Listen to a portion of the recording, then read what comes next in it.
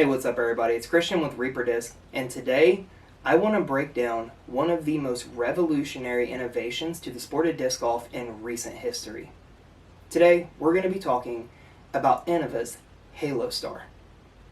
So, let's take a step back in time a few years and talk about where Halo Star came from. Back at the Las Vegas Challenge of 2021, a small drop was planned for a new plastic blend. It was made to start raising funds for the 2021 reintroduction of the Japan Open, an event that would be plagued by cancellations and reschedules and postponements due to the global COVID pandemic.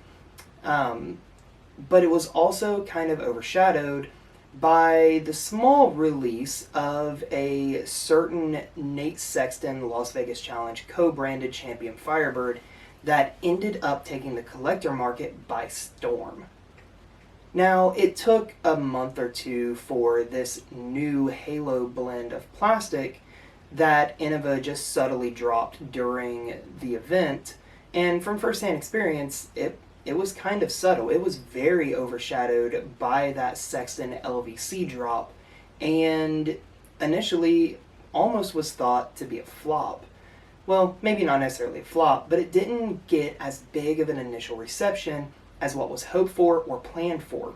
However, after a couple months, it started getting legs. It started getting traction, and everyone was talking about the new plastic on the block, Halo. It was originally offered in 3 molds in just a couple different colorways, and I've got those 3 molds sitting right here in front of me. They initially came out with the Halo Star Firebird, Destroyer, and Shrike, 2 of which being a couple of Innova's most popular long-running molds in the Firebird and the Destroyer, and one mold that was really popular amongst a lot of new players anyway, the Shrike. So they released these with the plans of starting to release more and more in general, just normal everyday production in more and more different molds. And over the last couple years, they have. Now, a lot of players were very confused at first. Was this their attempt to kind of go back and, copy gyro and overmold with MVP Axiom like they did with a couple of their other overmold discs? Or was this something completely different? Is this like an overmold? What exactly was it? And a lot of people made a lot of different speculations about Halo, and there was a lot of confusion surrounding it. Was it just pretty? Did it affect the flight? And for a while, no one really had a solid answer. Well, since Halo's been out for a little while, there's a multitude of different molds that were, offered up in Halo plastic, and since, more and more people have thrown it, there's more information and more data out there about it now.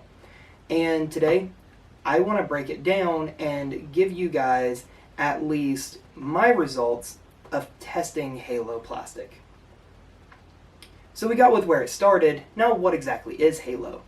I want to preface this by saying that no matter the blend or type of plastic that you get from a manufacturer, it changes over time. And because of this, there are differences.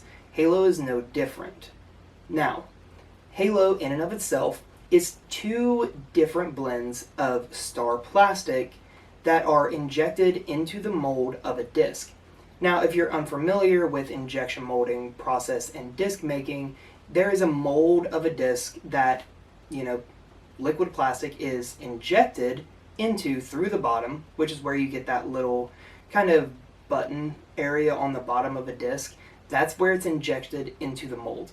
It then flows out across the plate into the rim of the disc, and then once it's full, it's taken out of the mold, allowed to cool, the flashing is trimmed off, and then bang, you have a golf disc. Multiply that a few thousand times, and you have a run of disc for a company. So a lot of people were wondering, well, what exactly makes up the inside of a Halo disc? And it kind of broke my own heart because, well, I wanted to find out, and I did. buddy of mine donated a couple discs to me that he knew were never going to see the sky again, and for science, I cut one in half. And then as a proper comparison, I also cut another one in half because there was a lot of comparison and likening it to overmold from MVP Axiom. So I'll blow up a couple pictures here of the differences between the two as I kind of talk about it. So the first one I've got is a Halo TL3, and it looks like the halo of it is just a different blend of plastic that goes around the outside of the rim. And then the same plastic that makes up the flight plate also makes up the inside or the core of the rim as well. Whereas in the overmold plastic, it's actually two different pieces of plastic. And you can tell this by any overmold disc. You get it and rub your finger across that little joinery between the rim and the plate, and you can feel a crease. Top and bottom, doesn't matter. You can feel that crease with your fingernail or your finger or whatever.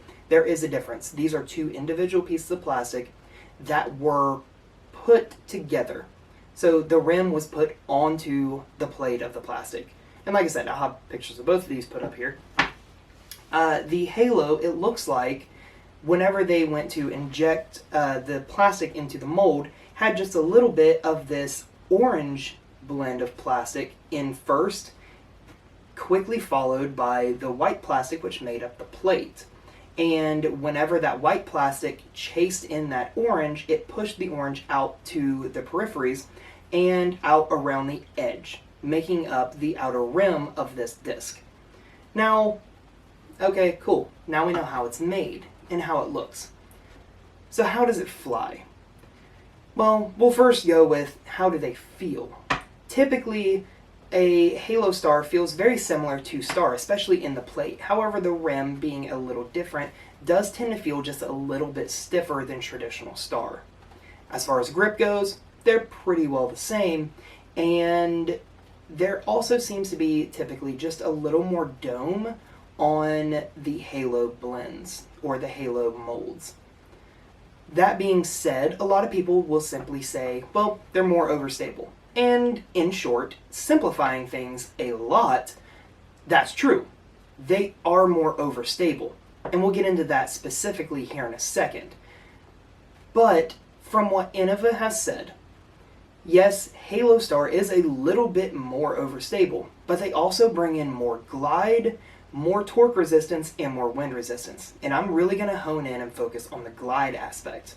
We know from the flight and flight numbers of a disc video that was put out a while back that a disc with higher glide stays in the air longer. Yeah, it's kind of simple. Well, what comes along with staying in the air longer is pneumatic friction, or air friction, of the disc spinning in a circle. As that disc spins as it's going through the air, as well as cutting through the air, the friction between the molecules of the air and the disc itself causes friction, which causes the rotation and speed of the disc to eventually slow down. Now, normally on a disc with neutral glide or low glide, that disc is going to be falling out of the air before that friction can really start slowing the rotational forces down. Instead, disc with higher glide, or disc in a plastic blend that offers even more glide than normal, they stay in the air longer, causing the disc to build up more friction and slow down more while still maintaining flight.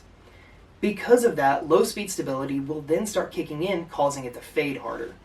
So, long story short, and again, extremely oversimplifying things, yes, they're more overstable, but there's a lot more that goes into it than just causing them to be beefier. So, let's actually get into the flights of some of these discs. I'm going to toss up a disclaimer right here. I tried to make sure that the only variable and the only difference between the flights, between the discs themselves, were the plastic. I picked out 5 different molds. I picked out the Mako 3, the T-Bird 3, the Valkyrie, the Wraith, and the Destroyer. 5 discs that most every player knows how they fly, whether they've thrown them or seen them thrown. They're 5 of the most popular discs, some of the most popular discs in Innova's lineup and just in the game as well. They've been out for a really long time, so most people have seen them fly at some point or another. Now, with these, I made sure to get one of each in Star and in Halo. Brand new. These, aside from the warm-up throws I did with them right beforehand, literally right before I started filming, these discs have never flown. They're the exact same weight from the exact same run. And that really comes into play with the Destroyer because we all know of every minor difference in runs of Destroyers and how it affects the flight. That's a completely different video. I'm not getting into that right now because I would be here an hour from now still trying to explain it. So, I also filmed these at the exact same time, throwing them one after another, trying my best to replicate the exact release speed and release angle. Now, that being said, I am only human. There are probably some variances with those last two things, but I tried my absolute best. Bear with me here. So, let's get into it. We'll start off with the Mako 3. When I threw the Mako 3, it had the typical Mako 3 flip up, slow turn to it, and pan from left to right, landing back flat. Now, this disc came in at 351 feet on the flight, and that's about typical for a Mako 3 for me. Flipped up, held the turnover pretty well the whole way, went about 350. When I threw it in Halo, it had the same flip up and slow turn, but whenever it was turning, I noticed that it didn't have as much anhyzer angle. It was a little closer to flat than the anhyzer angle that the Star Mako 3 had, and continued pushing and gliding further to the right, but also further forward. The Halo came in at 363 feet for a net gain of 12 feet over the Star. Very similar was the T-Bird 3. It flew 391 feet in Star, flipping up to a slight turnover, carrying for a little while, and then straightening back out, and then having a nice mild fade. Whereas the Halo had the same flip up, but with less turn, almost like the Mako 3. It didn't have the same turnover angle, and it had more glides that continued to push forward and faded while still pushing forward, coming in at 408 feet for a gain of 17 feet with Halo over Star. Now, when I threw the Valkyrie, it had a very similar reaction. Throwing it in Star, it had a slow flip up and a mild turn before a nice slow panning fade back to the left. Coming in at 395 feet, that's a typical Valkyrie shot for me. Whereas when I threw the Halo, it got to flat, but instead of really getting over onto an anhyzer angle or turning over, it continued to push forward for a while and then had a nice forward progressing fade to it. It finished a little stronger, but it was pushing forward more as it did so, coming in at 418 feet. So now I'm gaining roughly 23 feet, I think if my quick math is correct, of distance over the Star. Now, here's where things started inversing a little bit. When I threw the Wraith on, in the Star plastic, it had the traditional Wraith flight. It flipped up, had a nice little bit of turnover, rode flat for a while, and then it had a nice, just kind of moderate fade back to it. Come in at 425 feet. Now, when I threw the Halo Wraith, it flipped up to flat, but barely. It flew straight forward for a little bit, but then immediately started fading again and was pushing left. Now, this had more hyzer angle than what the flight really entails. So it had a pretty sharp hyzer angle as it was coming down, but it kept wanting to glide and push further left and straight. So it held the angle, but just kept wanting to push instead of going straight down to the ground, and came in at about 403 feet. So now I'm losing distance. Whenever the last three, I was gaining, roughly 15 to 25 feet each throw with different plastics. Now I'm losing nearly 25 feet. And that was only exemplified even further when I threw the Destroyer. When I threw it, in Star, it was a typical Destroyer flight. 425 feet, nice flip to flat, had a good straight flight, moderate fade. It's a Destroyer. I know how the Destroyer flies. This was pretty well spot on to it. When I threw the Halo Destroyer, that's when things really, really were magnified. It had no flip to it. It wanted to push straight, but it stayed on a hyzer angle, and had the same forward progressing pushing fade that the Wraith did, except without the distance. This thing hit the ground and had a decent little skip, but only went 366. I lost 71 feet of distance just on this, between the two. It was crazy. I kind of looked at my hand like, dude, what in the world's going on? I know how to throw. I know I can throw further than this, but no matter how many times I tried, right about here was where I was getting it. It just didn't want to fly for me. And again, no matter how many times I retried it, the same result every single time. So what do these numbers and these flights mean? Well, I'll summarize it quickly by just saying that if you just say that Halo is just more overstable than Star, you wouldn't be incorrect, but you would also be taking a lot away from this revolutionary plastic blend. It's got a lot more going for it than just being overstable, and let me explain why. So this was really exemplified, like I said, in the Mako 3. Instead of getting over onto a sharp anhyzer angle, which is going to bring the disc down to the ground faster, instead of that, it turned over, but not quite as much. It resisted the turn in Halo plastic. Was also exemplified again in the T-Bird 3 and the Valkyrie. Instead of getting all the way over turned over, it would kind of fight, and because it was fighting getting all the way turned over, it was continuing to kind of push forward as it did, allowing it to pick up extra distance and allowing that glide to really keep carrying it down the fairway, giving you more distance. Now, that same effect was present with the Wraith and the Destroyer, except it hurt distance because I didn't have the arm speed to get it all the way turned over. Because I didn't have the arm speed to want it to flip, that way it could kind of fight and push forward, there was nothing for it to fight. Instead, it just kept fading harder because that resistance to turn meant that that low speed stability kind of got a little steroid boost for a little bit. It wanted to fade hard now instead of the speed of the disc wanting to make it turn and fight back and forth a little bit. It just wanted to fade. Now I can, kind of further explain on this by just saying, watch Garrett Gurthie throw a Halo Wraith, watch Vinny or Drew Gibson throw a Halo Destroyer. Them throwing those discs looks like me throwing the Halo T-Bird 3. That's just simply because they are the top 1% of the top 1% of power players in the sport. And because of that, they definitely have what it takes to get something over onto a turnover angle that shouldn't ever get to a turnover angle.